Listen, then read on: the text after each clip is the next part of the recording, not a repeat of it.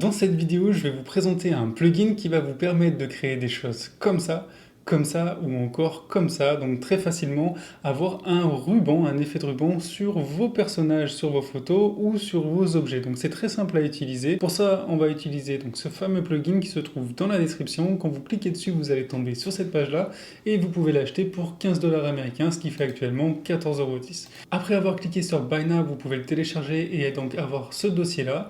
Très simplement, on va avoir besoin de The Orange Box, un outil qui est aussi dans la description, qui est gratuit.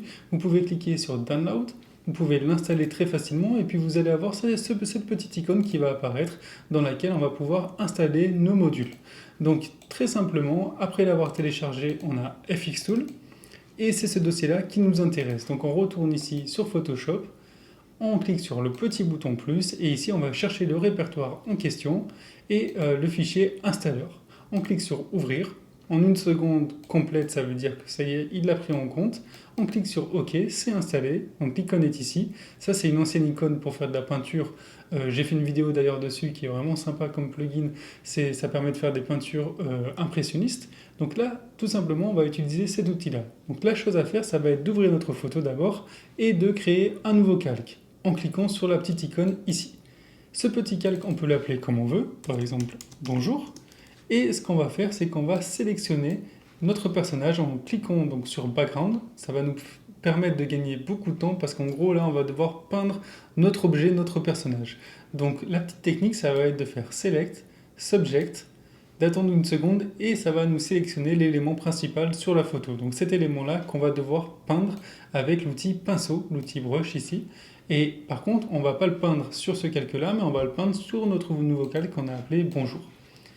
Voilà, ça y est, le travail est fait. Maintenant, on va devoir laisser l'ordinateur faire le restant du boulot. Et c'est tout ce qu'on avait à faire. Il suffit maintenant de cliquer sur Escher Ribbon FX. Et là, on clique sur Apply this effect. Ça y est, l'ordinateur vient de terminer le travail et vous allez voir que c'est très personnalisable. Alors on va zoomer dessus pour voir un peu le résultat.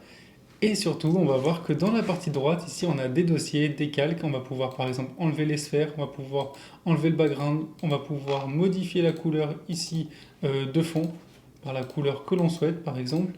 Et voilà, on va pouvoir enlever aussi le fond pour le mettre sur un autre document, par exemple. Vous voyez, le fond est en transparence. Et encore un truc encore plus intéressant, c'est ce calque-là. Ce calque-là, si on se positionne sur donc Reveal Black, sur le rectangle noir, on fait clic gauche dessus, là il est sélectionné, on prend l'outil gomme, qui est ici, Eraser Tool, et on va pouvoir modifier, ici, revenir à la version principale. Donc par exemple, si pour faire un effet sympa, je veux juste faire réapparaître mes bras, je peux zoomer dessus, et ici, je vais pouvoir faire réapparaître mes bras tout simplement en gommant. Il y a un petit travail de précision à faire, je vais le faire grossièrement juste pour vous montrer. Donc là, voilà, ça fait réapparaître notre bras. Et voilà le résultat. Du coup, on peut faire apparaître le bras, on peut faire apparaître aussi la tête et laisser par exemple que le t-shirt. Donc là, je peux jouer avec la taille de mon pinceau, de ma gomme, pour pouvoir gagner plus de temps. Donc là, je fais ça grossièrement, mais en gros, on peut arriver à des résultats vraiment sympas avec ce plugin-là. Voilà, n'hésitez pas à le télécharger et je vous dis à très vite pour de nouvelles trouvailles.